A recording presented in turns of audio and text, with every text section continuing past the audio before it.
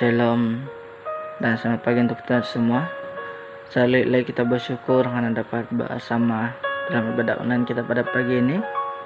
Dan sebelum kita mendengar firman Tuhan pada pagi ini, saya sangat senang membawa kita dalam doa. Mari kita berdoa. Bapa di surga, terima kasih Tuhan, Kau telah menyertai kami dalam kehidupan kami sehari-harian ini. Oleh itu Tuhan, tiba saatnya kami mendengar kebenaran firman-Mu, yaitu melalui kebenaran firman-Mu kami dapat memahami hati Tuhan melalui firman-Mu, yaitu Roh Kudus-Mu juga turut membantu kami. Apapun firman yang disampaikan, semoga kami paham, mudah kami pahami dalam firman ini Tuhan. Itu Tuhan, kami siap belajar benar firman-Mu pada pagi ini, hanya dalam nama Tuhan kami Yesus Kristus. Amin. Nah, shalom untuk kita semua. Lebih baik kita membuka Alkitab kita di dalam Ayub 14:1 hingga 22. Ayub 14 ayat pertama sampai 22. Nah, saya tidak akan membaca firman Tuhan ini, tapi saya hanya berfokus pada Ayub 14 ayat yang kedua.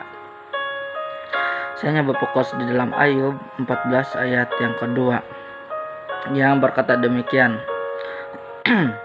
Seperti bunga yang berkembang lalu layu, seperti bayang-bayang ia hilang, lenyap dan tidak dapat bertahan.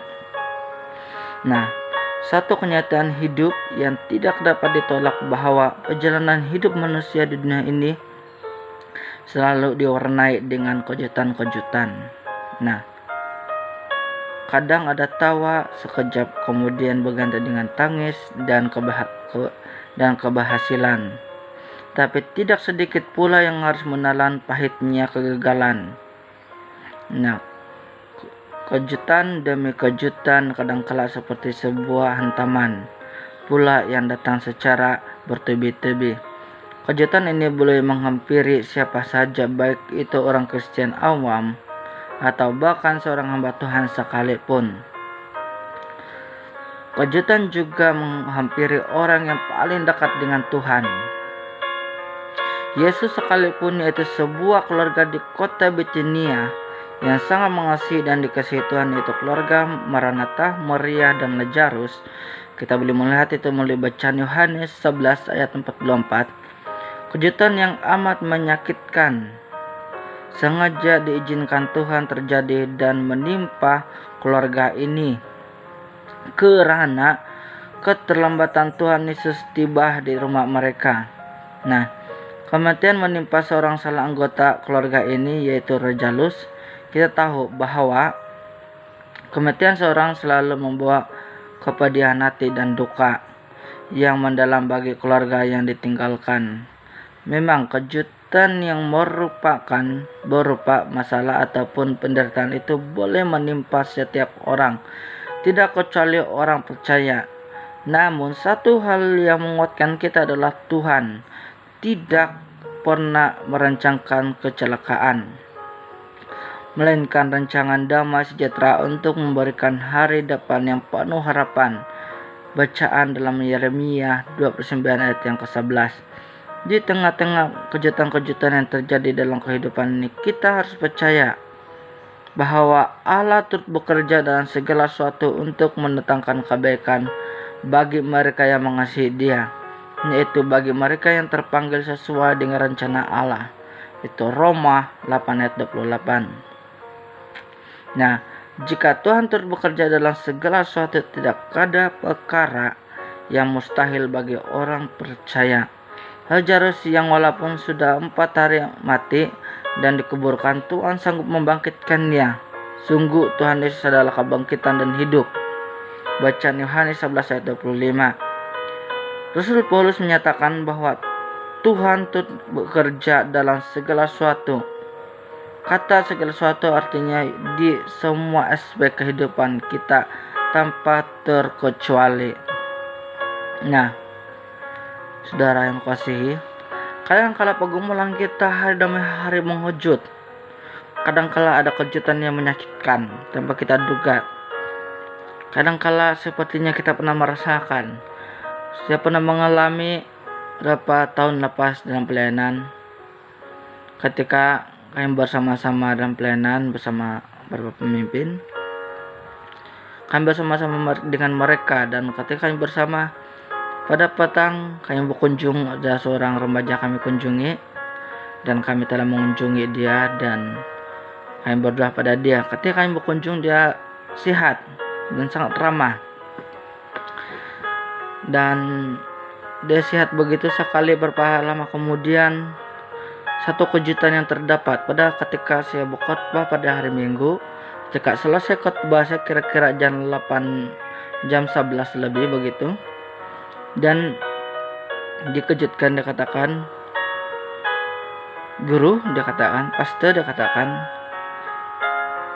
"si Anu sudah meninggal," dia katakan. Dan itu sangat mengejutkan. Dan kadangkala banyak kejutan yang kita hadapi. Kita pernah merasakan baru semalam kita berjumpa dengan orang yang tak tersayang, ataupun kawan-kawan kita yang kita rapat baru semalam, dan pagi dia telah meninggal. Kita selalu dikejutkan. Kadangkala ketika kita sedang memerlukan Tuhan, kadangkala kita merasakan Tuhan itu lambat dalam kehidupan, lewat. Tapi kita tidak dapat ramalkan ketika Tuhan bekerja dalam hati kita dan Anda, semua dia bekerja. Kita tidak dapat diramal bila Tuhan bekerja.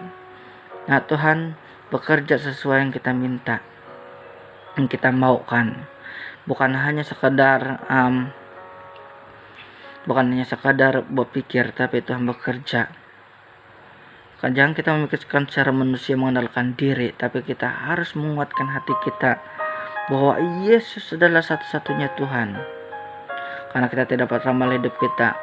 Nah, pada saat ini banyak orang berkata, "Saya percaya Tuhan dan saya bisa berdoa pada Tuhan," tapi dia berbuat dosa.